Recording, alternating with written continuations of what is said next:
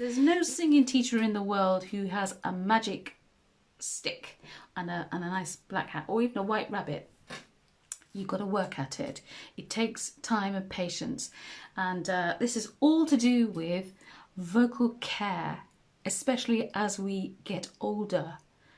Lots of people, when they're younger, they can do all sorts of pyrotechnics, but as we get older, we have to be a little bit more careful as to how we treat our voices so that we can sing into our dotage with not a care in the world. That's my goal. Put down all your distractions and just focus on you for this time. Okay, so whatever that entails for you, please get on with it now. Okay, now just make sure, bodily, that you feel comfortable, that you're not harboring some sort of weird tension in your neck. This is your chance before you start to sing. This is your chance to really get in touch with how your body is feeling. And whilst you're doing that, I must say that the other thing you must do in terms of vocal health before you do any major sing is to make sure that you are well hydrated.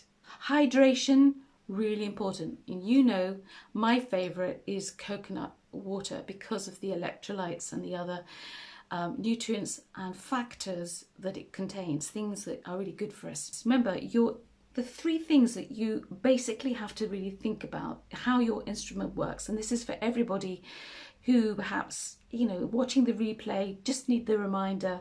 You've got to think about your power, your airflow, going to your vocal folds where they set up vibrations with their mucosal wave. Just let me make this one, the really important one, is what happens to the sound beyond the point of vibration in your vocal tract.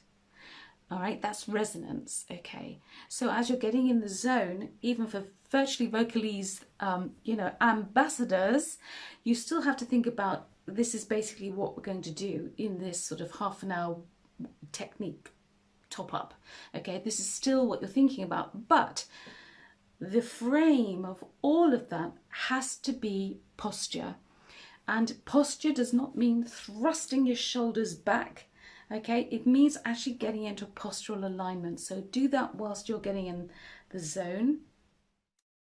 Next up, we have something called Liptrills, and this is where I want to dive straight into this morning because it's a golden tool, your 5 essential tools, because it brings together so many different elements to do with your basic vocal understanding about your equipment.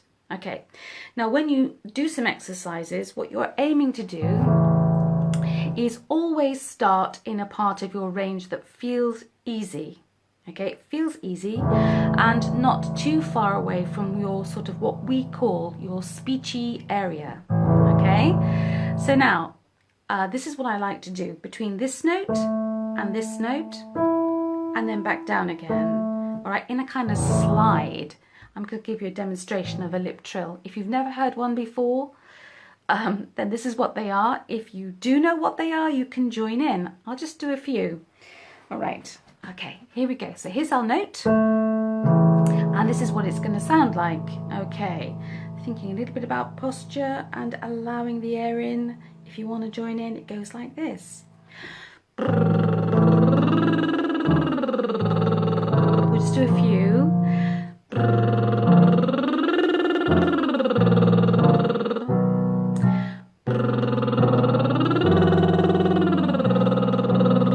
Just a couple more.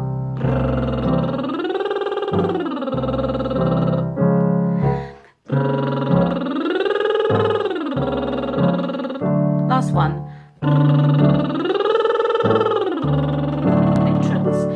They're a weird thing, and of all the things I've ever taught to adult education classes and students here in the studio and elsewhere, Liptrills are the thing that bring the most smiles to people's faces because they can't really take me seriously if I say, no, Liptrills are great. Now, why are they great? Because we were talking about, we're going to bypass posture, we're going to bypass breathing, we're going to bypass onset. Now, the reason why I'm concentrating on Liptrills is because they have those 3 elements in them.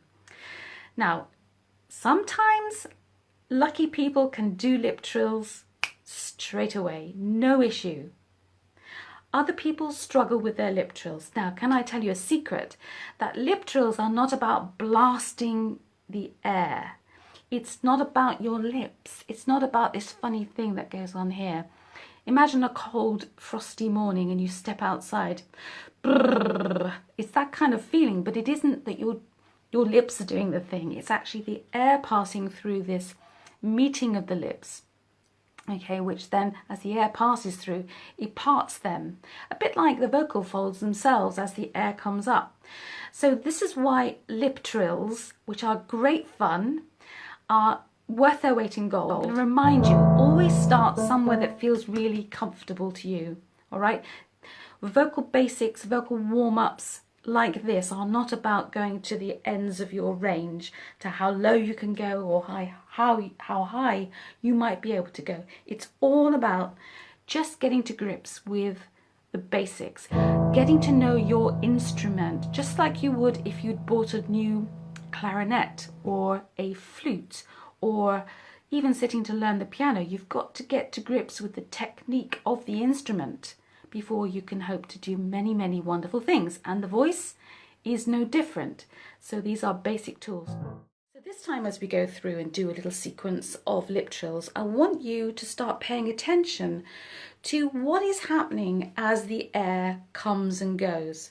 And depending on your expertise at this point with lip trills, you might find that your air is just like going immediately and you just have to gasp to get air back in. But I just want you to start thinking about not worrying too much about this and concentrating more about what is going on with your breathing. So as you're doing the exercise this time, I want you to focus your thoughts on the lower part of your rib cage. So not this bit up here. We don't want to see any shoulders going up. I want you to concentrate on this bit down here. And what we should get is, like, if that's your rib cage shape, we should get where my elbows are, a little easing out. Okay, and then gradually coming back in as you do the exercise. All right, so let's just do a few and concentrate on that. So still starting down in our speechy area. Okay, here we go, lip trills, but thinking about breathing, this vast topic. Here we go. Ready? Air going in now, and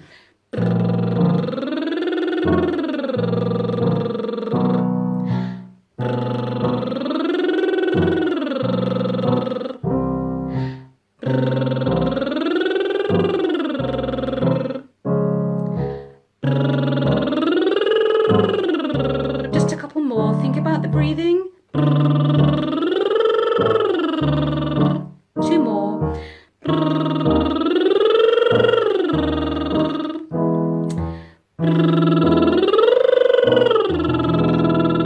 Okay, now, it doesn't matter if you weren't terribly aware of what was going on with your breathing, but let's just pause now to start thinking about what is actually going on. Whatever your ideas are about breathing, it is not about having huge volumes of air in your lungs and hanging on to it. It is all about how we use the air we've got.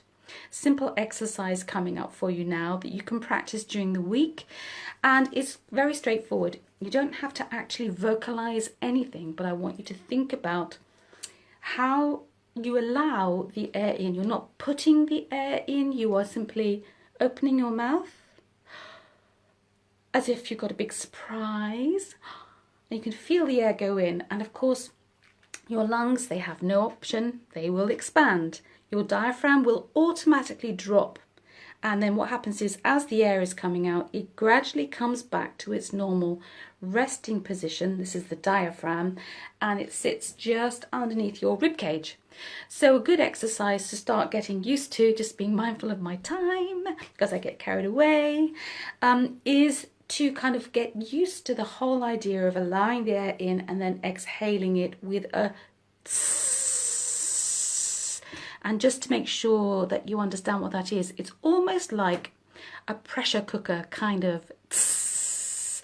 Or if you imagine a rubber ring and you take the stopper out, that initial kind of burst of air that comes out, it's not forced per se, but it's got a strength to it.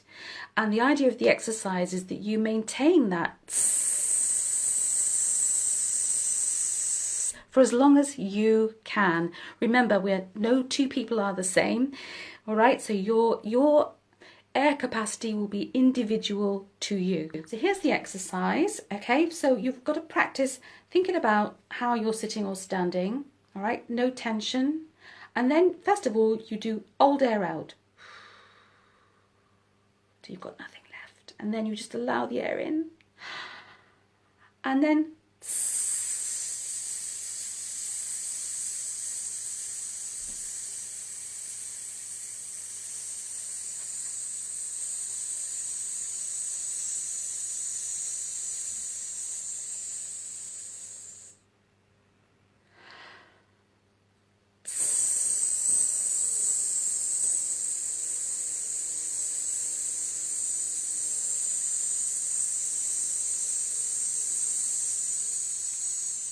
okay, now that is the basis of the exercise. It's important that you do it twice through because it's the breath that you take in the middle that is going to be more representative of the right kind of air allowing in and out, okay?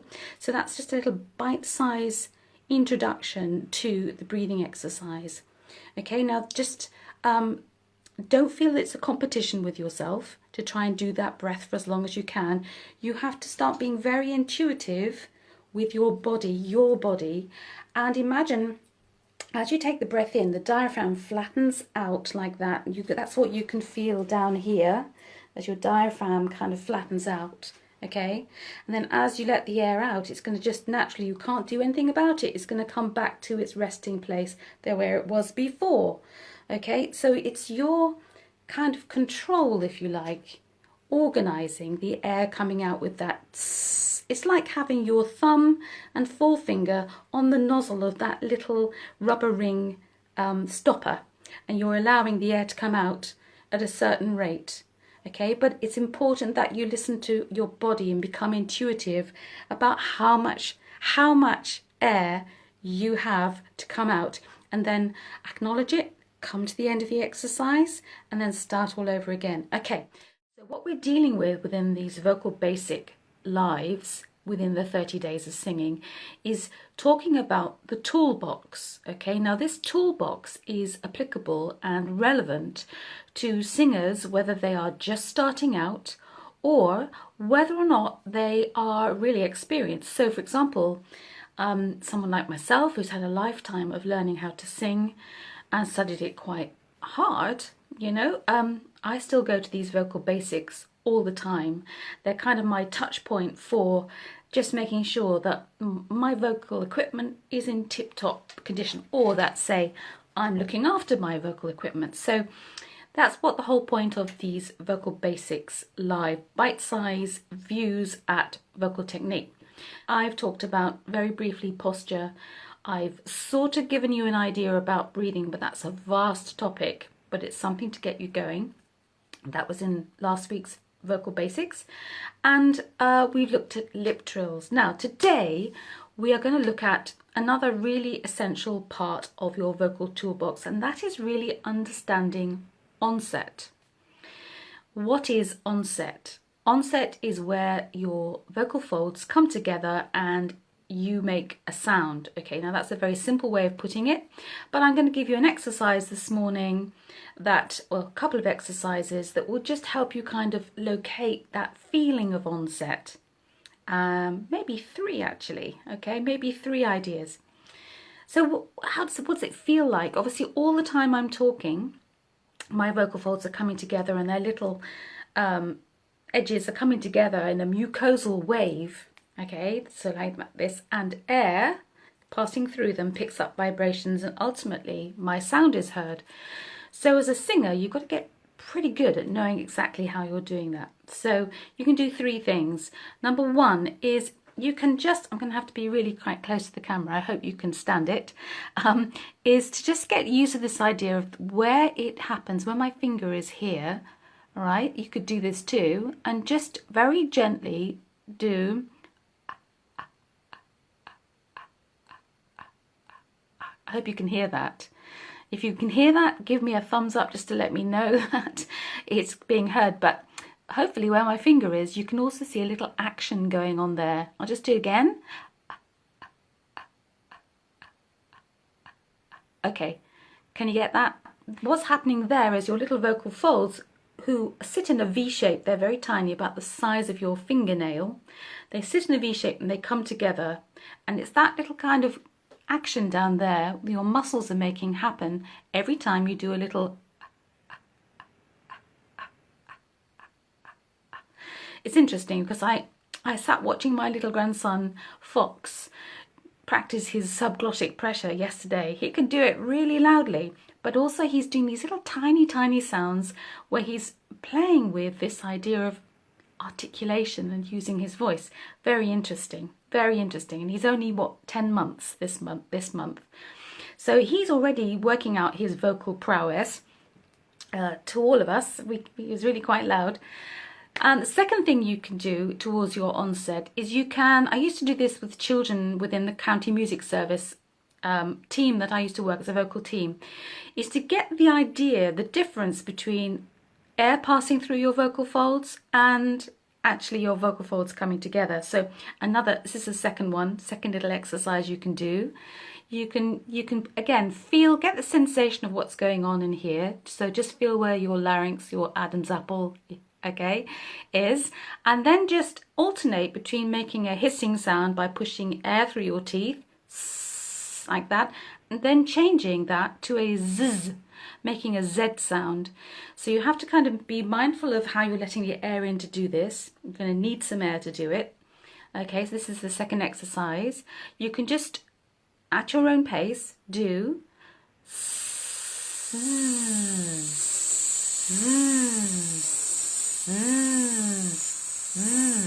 and what that should do is again give you information at your fingertips here that there is a difference between blowing air and using your vocal folds. Okay, now we're getting slightly more technical here, because ultimately as singers you have to be able to produce a sound. It'd be helpful if I turn the piano on. Okay, so let's give ourselves a pitch. All right, so this is fairly low in my range. Starting again around a speechy area, somewhere where it feels reasonably comfortable. Okay, but if say you've got, some singers have like a wobbly part in their voice around this area. Okay, so for you, I would say be careful with that. Start in an area where you know you can start to make sound and it's absolutely good and not wobbly. Okay, such technical terms. All right, so what you're going to do is you are just going to do ah, ah, ah, ah, ah, ah, like that. Have a go and see how that feels. Now notice that I'm not taking breaths in between each one. So ah, ah, ah, ah, ah, ah, ah. All right, so what you'll feel is that your breath is gradually being released and you're stopping and starting the sound. That is onset. Onset is sound. Ah, ah, ah, ah, ah. Okay, so that's something very positive that you can practice. And if you feel like you can be a bit more fancy, you can do this through the week. Okay, so we'll just do a few. I will do an example and then you can join in, because I'm very aware of the time this morning. Got my live vocal warm-up to do with Virtually Vocalese in just a few minutes. Okay, are you ready? So I'll give the example and then you can join in. So this is onset, where your vocal folds come together and make sound. Here we go.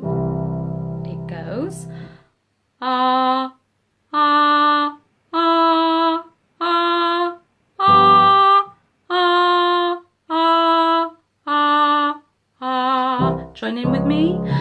Ah, ah, ah, ah, ah, ah, ah, ah, ah. Another one.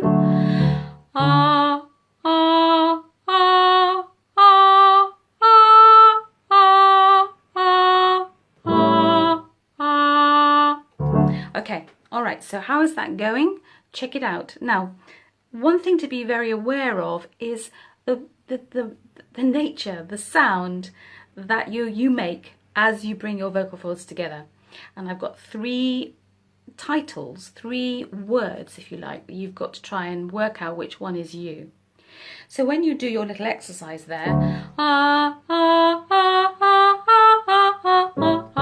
every time you make a new sound, is the sound you're making, is it breathy, like this, ha, ha, ha, where there's air escaping just before you make the sound?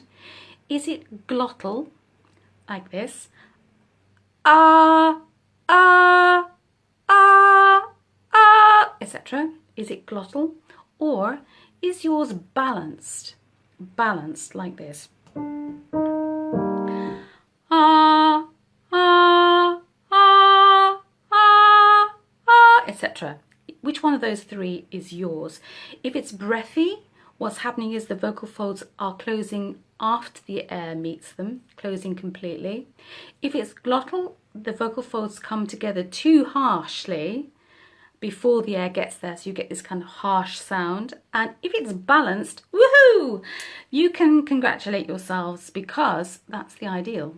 Nice balanced sound. It's where the vocal folds come together just to the right point as the air comes up here and passes through them.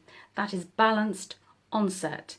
And every single time we sing notes in songs, we are onsetting all those notes, and it really is important that you work out how your onset is going. There are lots of other exercises you can do, but as a concept, onset and getting behind the nitty-gritty of the problems you might be having with your onset really can be very basic.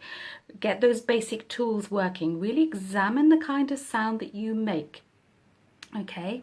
And spend time working out, imagining in here what is going on with your vocal folds. You should notice that there is kind of like a relationship between what's happening here and what is happening down here, because where your larynx is and your vocal folds and your diaphragm, they're kind of working in tandem, okay? That's the ideal.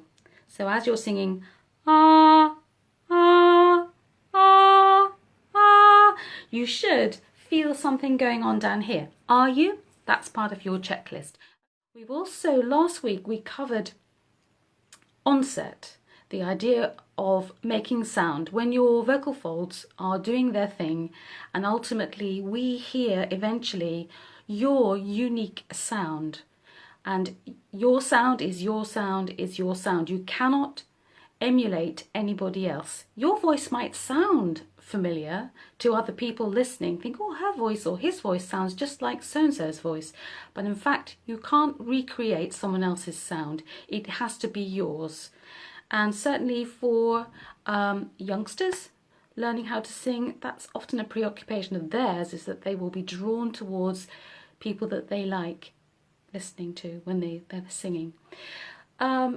So onset is really important because, of course, once you've got the sound going, you've got to then maintain it. And you hope you've got the posture sorted and you've got the breath is feeding the voice and you're making the sound and making vibrations, sirening. All right, so again, we are starting in a nice place in your voice, okay?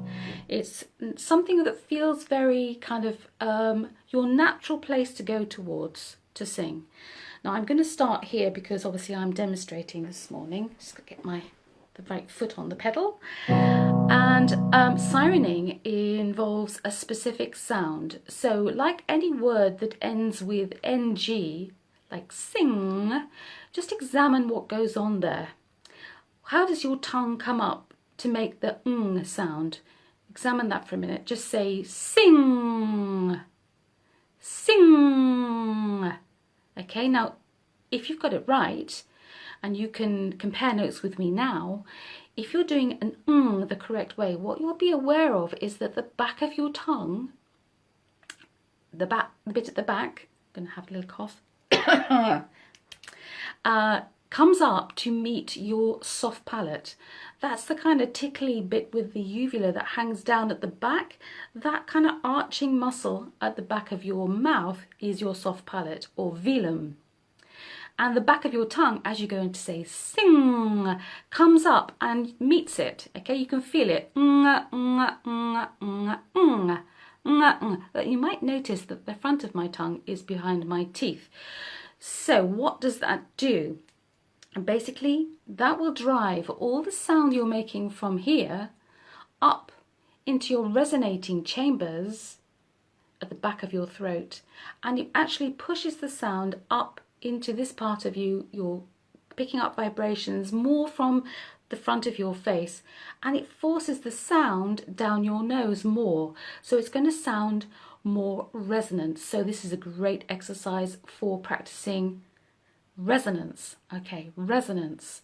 So when you go sing, the test is if you pinch your nose and the sound stops, you're doing an correctly.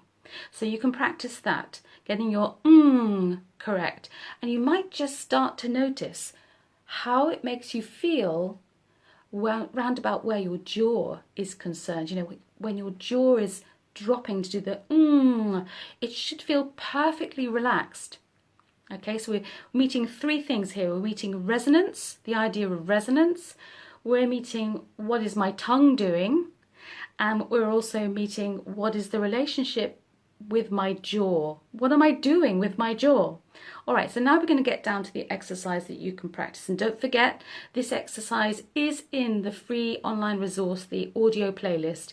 If you haven't got your link, it's there for you to go and grab. So do that thing. Now, getting back to the piano, it's very similar. We're going to use the same kind of exercise idea in terms of notes as we have done with the other exercises, so not to overcomplicate things. And you're going to start by getting that ready, and we're going to slide up and down to 5 notes above and back down to the home note again. I'll just demonstrate, and then I'll change key and you can join in, okay? So this is a very basic essential toolbox, just to check that. Resonance, check in with the jaw, check in with the tongue.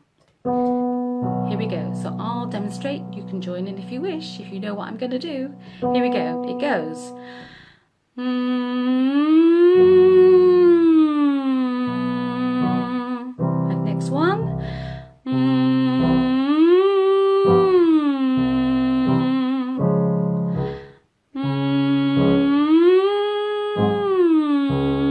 Allow the air in.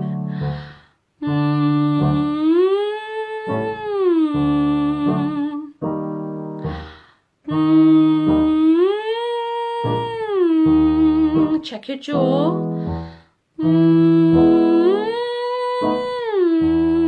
Couple more.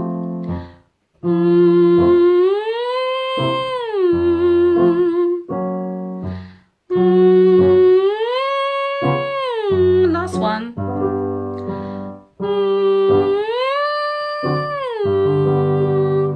Okay, so how did that feel? Should feel nice and relaxed. There should be no pushing forward on the jaw to get the pitch. Everything, if this was a silent film, you should not be able to know what I'm doing, whether I'm going up or down, or even if I'm making sound. I don't physically really show it much, okay, because remember, these are just warm-up tools, okay? They're not for making really wonderful, beautiful sounds. This is just you literally kind of signing in, getting that feeling of connecting with your voice. Okay, now you can extend that exercise and do the whole octave jump. So where you go, try it with me.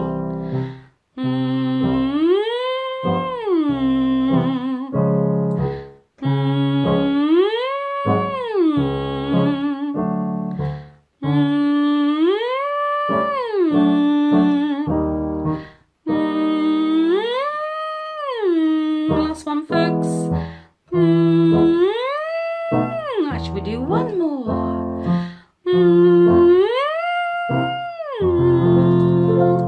So what that'll feel like inside is a bit weird, really. If you've not done sirening before, it's not about belting out a huge volume of sound. It's about really just tapping into the feeling of accessing those notes. And you might notice again that I'm sliding between the pitches. I'm not jumping. And that is to kind of, like a piece of elastic, you're trying to join everything together. Okay, so just bear in mind, we're building up every week on week a nice rich library of videos to watch if you want to. So it's not just today. So of course this will be in a replay as well. For all the people who can't make it, they can always watch it later.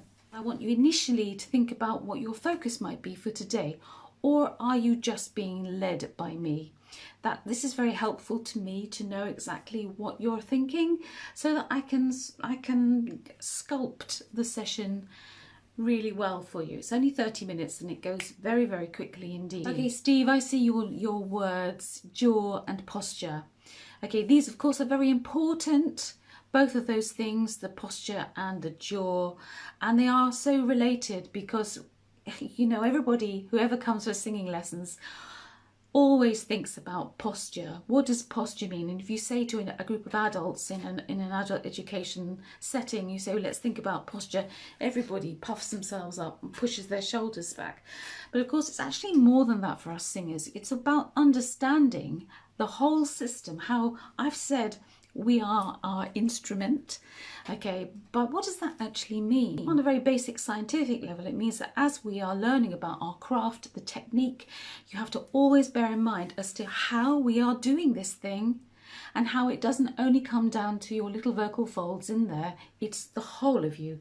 Your understanding of posture and how that will affect how you hold yourself, and how all the intrinsic muscles that we use for singing come together to want to try and play their part. But if your posture is slightly out of whack from habits, from life, from lethargy, from fatigue, you know, so this would be something to really pay attention to. These are very individual things, and it's perfectly fine to kind of just settle back and just go through the motions with me. Just get down into your good self, where you are at the moment. I've shut all the doors here. I even shut the windows because I can hear there's a builder across the road, and I just want to be able to focus on what I'm doing for the next 25 minutes. All right, now just be aware of any physical tensions that you might hold, or Debbie, for you, a little bit of activity might be good, you know, just a nice upward stretch. Ooh, that's hard. Gardening. Ooh. Okay, to feel how elevated your rib cage can really be, and then as you put your arms down, you just make sure you don't lose that, and the weight of our rib cage and all the bits and pieces on top, you know, can really press down. So start to think about that. I mean, rotate your shoulders, be careful with your neck and your jaw. Really important in singing, the relationship that we have with the weight of the head on the neck, but also on the shoulders, and how easy it is to bring them round. Okay, and as you're doing that, what you're going to start to think about is allowing the air to come and go through an open throat for us singers in this instance. It is possible to sing songs and take a breath through your nose, but for our purposes in this technique, top up, we're just thinking about inviting the air in. So you're going to start to do that and really kind of focus in on what's happening, what is happening, what's the movement that you can feel right down here. When you're completely out of air, just invite it back in. Think happy thoughts, think lovely kind of inspirational thoughts, and just play with that idea of just inviting in and feeling really good facially. Really think about your muscles. You know, you don't want to sing with a, you know, downward. You want to elevate, activate those facial muscles. Okay, when you're ready, I want you to go through the breathing exercise. I'm going to do it too, and you can follow me or you can do it under your own steam, but just send me a thumbs up when you're all done, got through the breathing bit, thinking always about your posture. We'll come back to posture, okay, in a few minutes, but first of all, let's just do the breathing exercise.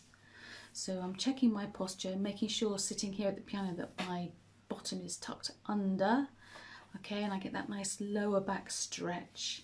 I'm feeling tall. Okay, hold air out, allowing the air in,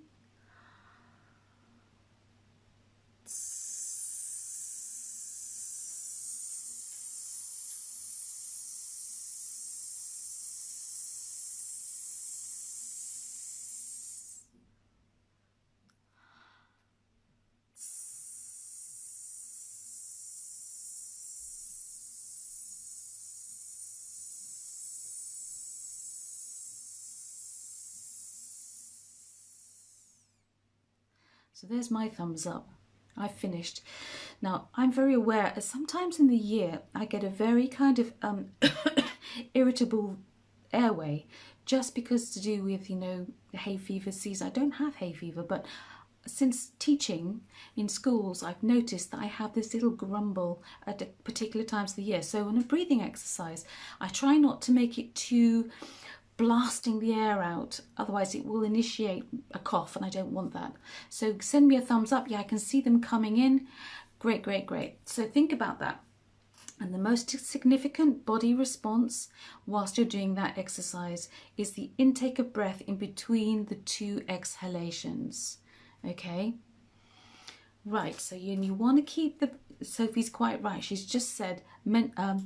monitor the evenness of the air coming out. You want to make sure that your air coming out is not kind of just too soft, like a little kind of wet S. You need to have a feeling of resistance. Right, you want to have a feeling of resistance. That's it. So you want a real sort of pressure cooker type sound, if you know what that sounds like. So kind of TZS idea, okay? And you should feel your abdominal muscles just below your rib cage kind of feel there's something going on down there. Okay, so we've done that. We're thinking about posture all the time. Hi, Sue, you're with us, hooray! So, having sort of established that and feeling good about it, we're going to go straight into these lip trills. Now, I understand that lip trills can be a bit tricky for a person who's never met them before. And I do know that amongst even well-established singers, sometimes they find lip trills really hard to do. But please bear with me and trust me, they are golden. Okay, here's the lip trills. If you can't very well, then you could do just a rolled R, which I find impossible, or you could try even a nice gentle or even a if you're feeling adventurous. Really just something to get your body engagement going. Here we go, ready? Up and down the fifth, like this. So something to suit. One other sound you could try, which is I find difficult, is v.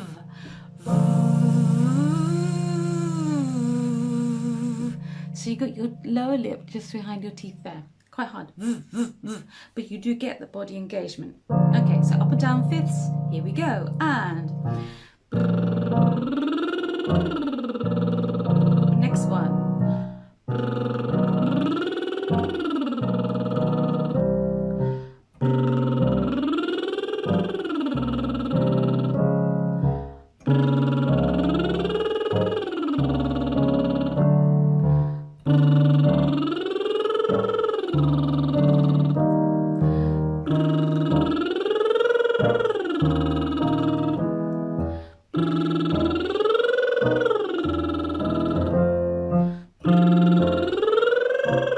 Just a couple more.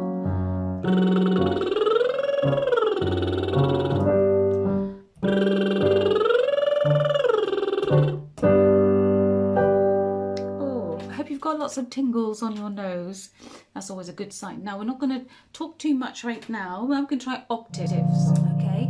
Now, the scoop, the slide is very important. You try to keep it linked.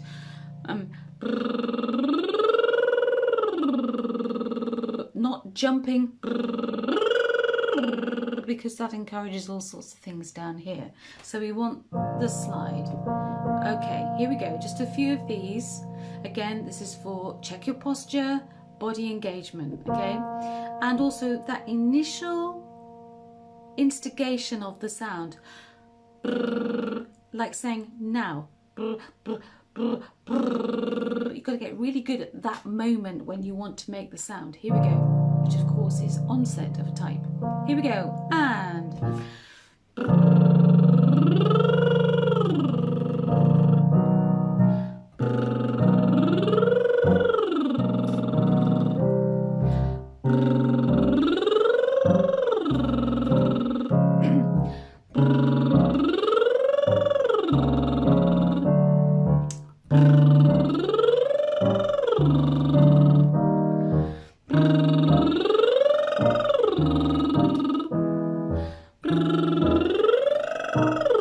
Just a couple more.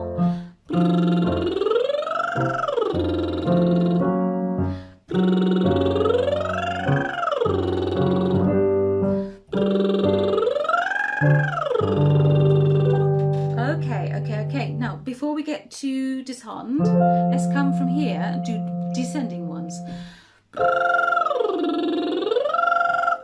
Now, these are harder in a way because you've got to, once you've come down, you've got to go back up. And if you find this in a song, you can often be psychologically a bit kind of about that. So it's good to practice. So F major, that was just G major. We finished on a G. We're coming down into an F. We're going to try some descending lip trills, octave jumps. So as we do this, we're still trying to think of being nice and level and not dropping down onto the lower pitch, which then makes it really hard. And last week at the end of the session, I suggested that if you find you're doing that all the time, dropping down, psychologically trick yourself by doing the opposite in your thoughts, or perhaps even tracing the shape with the finger. So if you start high, you can have your finger down here and do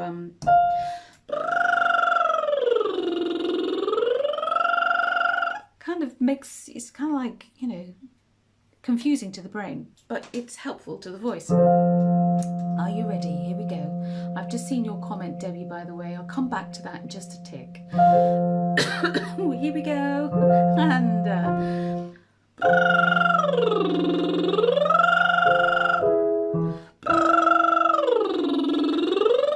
try a yawny feel.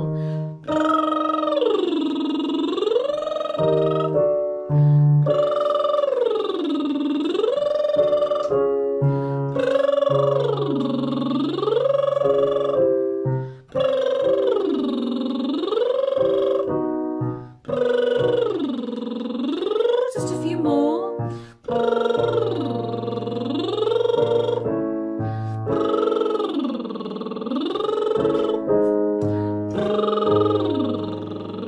Last one.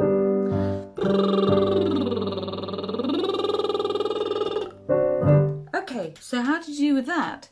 Now we've been up to a top G, and if you were with me right to the end there, we went down to a bottom G there. And I know that that pitch is very attainable for some of the singers in the group today. So how was that for you? And Debbie, now your comment about, I think that's what I mean, having low energy so the body engagement exercises are needed. Exactly. And you know what? This is going to sound really awful, but you know, I don't often do a huge, great vocal warm-up. Never have been one of those people. According to my vocal coach, that's absolutely fine, each to their own. But if there is ever an exercise that I really have to do if I'm feeling a bit under-energized, it's the lip trill. And I can do anything to a lip trill. Let's have a little bit of fun. Debbie, you'll be sorry about this, but never mind. We're going from here. We're going to do, all of us, are you ready? This is a little bit of just to see how you do, okay? But I'm going to do it, and then we change key, and you'll join in with me, okay? So it goes like this. This is something I might do, having got a little bit warmed up, and I still think I need a bit of a challenge. So I will do.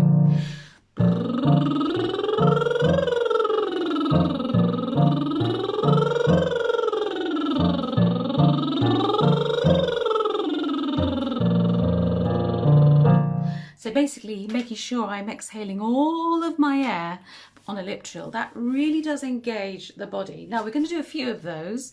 You can join in with me, but it doesn't matter where you expire, okay? It's not a race or a test to see if you can do as many as I can do, because sometimes mine don't go well and I only do a couple, or you might you might all just grind to a halt. That's okay, but it's good to have a little bit of fun. And this does require body engagement, okay?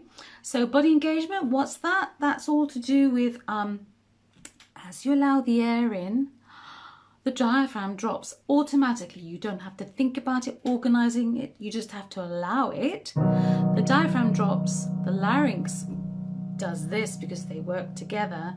And provided it's that nice happy position, you just focus on maintaining the three things, right? Which is your power, your airflow to the source of the sound, your vibrations, which is your vocal folds, and the third element, which I talked about last time, is the resonator, you know, the back of your throat. Everything, the vocal tract, basically, everything from the top side of the vocal folds up, okay? That's it. Simple. Are you ready for a bit of fun? Here we go. Ready?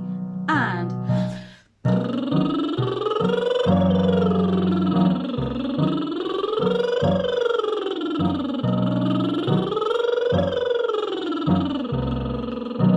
next one.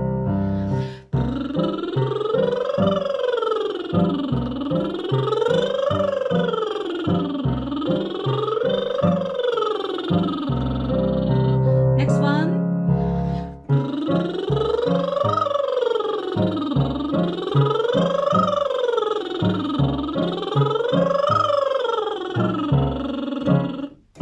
Okay, so that you could have a bit of fun with yourself if you're feeling that you need to just crank up that energy a little bit more. Now we come to our NG hums, okay? We've been starting round about B flat major, just below middle C, and now I'm going to take it down a little bit because we're warming up, technique top up, and we're just going to do So just try and being very mindful of the drop of the jaw. That is not the pushing down of the jaw. It's just the kind of gormless expression. Just let the jaw drop. And if you're not sure what an comprises, just say the word sing and hang on to the last bit. Okay, so we're going to do here NG hums up and down the octave, not too slow. Okay, here we go. So you're still thinking about your posture because that's intrinsic to everything else. You're still thinking about how you're inviting the air in every time. And this time, here we go with NG hums, and now you've got to try and think about the jaw, right? Okay, good. So, let's say sing, and keep that gap there. Don't let it close up. Here we go. We're going to do octaves. Change key and then do the next one, okay? Here we go, ready? So all that body engagement, Debbie, you've still got to think of, okay, all the way through. If you're standing and you need a bit more body engagement, this is where you've got good knees, by the way. This is where you can dip your knees as you go up to the higher note. Because by virtue of the fact you're dipping your knees means that in order to support your body, your lower abdominal muscles, front and back, need to jump in and help keep you stable. So that's a nice thing to do as well. Okay, all right, are we ready? And...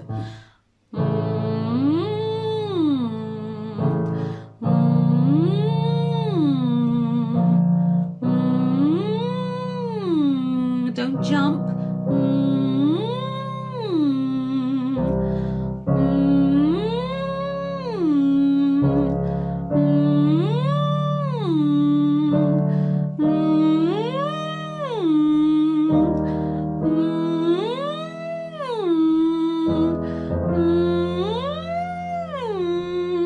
Last two.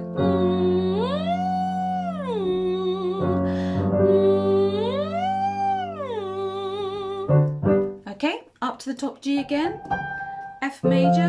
Now we're going to do them coming down. Okay, here we go, and...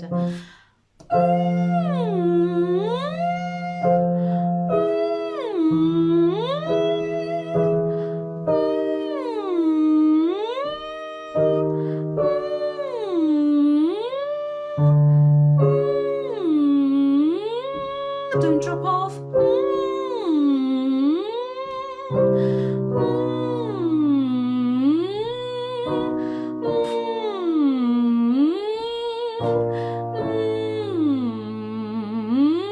Last couple.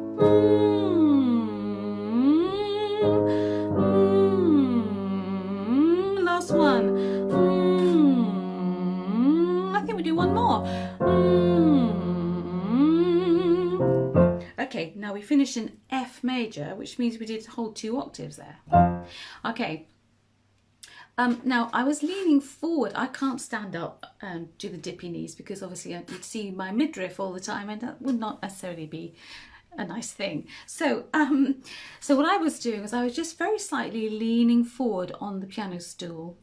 And Sue Louis is a great fan of this idea because she was the one who, within Virtually Vocalese, who kind of really pulled our attention to the efficacy for her for this thing. And that is, if you lean forward very slightly, of course, what we call the active muscle junctions, all right, sort of leap into action. Not only the ones at the front, the active muscle junctions being from just underneath your breastbone, in a diamond shape out to the sides of your waist, and then from those points down to the pubic bone. Now in there is a diamond shape of active muscles and the active muscle junctions, but it also, we have the back as well, because at the back, at your back, you have two diamond shapes of muscles that do a very important job of keeping us upright.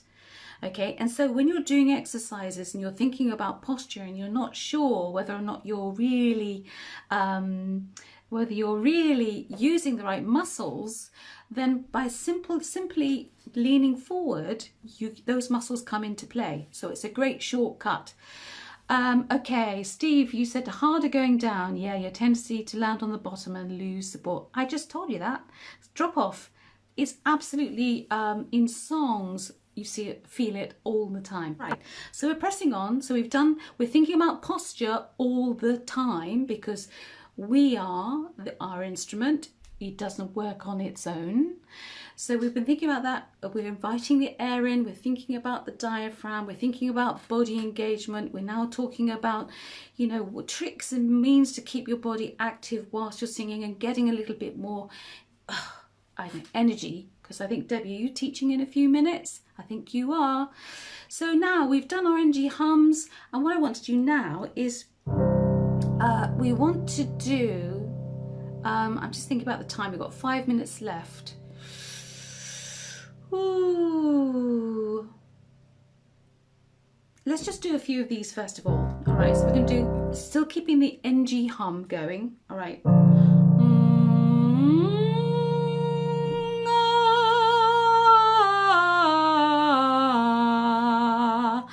We're going to start thinking about our vowels actually and the shapes of vowels without doing too much with our actual lips, and thinking more about those three elements: your air, your vibration, your resonance, and the NG hum delivers it, and then you morph the sound from into ah, or air, or e, or oo, as we're going to do, and then you come crawling, cascading down the other side with that vowel.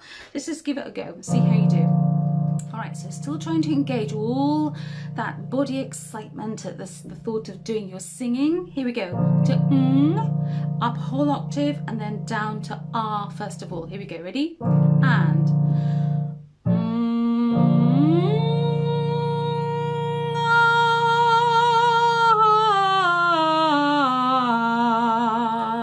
And Steve, no drop off.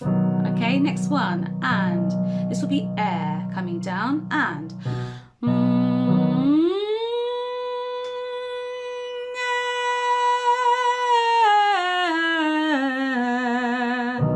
E next.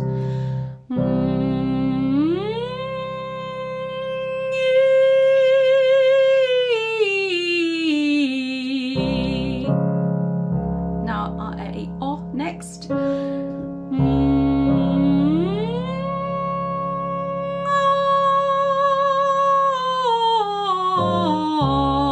No drop off.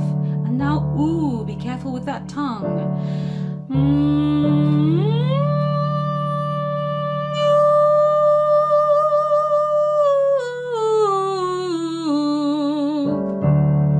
Okay, that just about gives you a chance to get yourself organized with your vowels coming down. All right, so coming to the last few minutes, it's important to go through this sort of sequence because you're kind of building up to actually getting your voice on, working to the best it possibly can be at the beginning of your singing. All right, so technique top up live is all about the steps you can take to just keep your voice nice and healthy and producing the sound in a really good, beneficial, vocally safe way. All right, so still thinking about posture and everything, we will do a new exercise this week, which I promised last week and I'd only just got a chance at the very end. It's the 9-note scale, okay? Now we're using a different sequence of vowels, but if at this point you are new to this and you are only just getting into the melody, the tune of the exercise, then just choose one vowel that you find quite easy initially to do the whole exercise on. But we're going to do a sequence of vowels and it sounds like this. It's going to be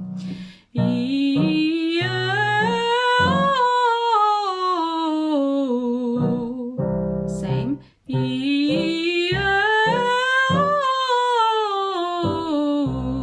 etc. Are you ready?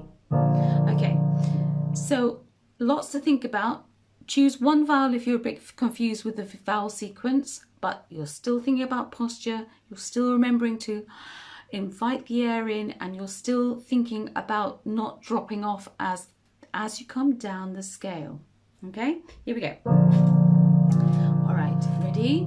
Thinking about all those things. If you feel you need to engage those abdominal muscles, just lean forward a bit. Here we go, and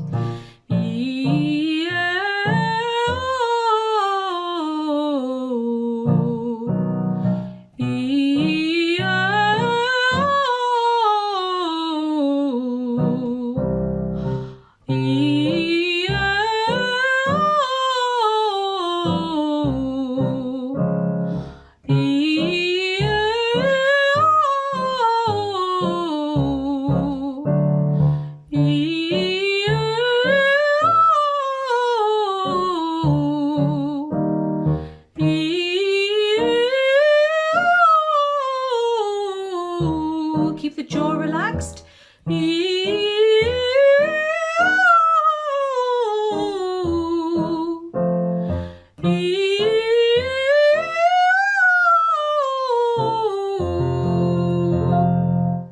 Again, we went up to a top G. So during the course of this technique top up live session, we've gone down to an F below middle C, and we've also gone up to the top G.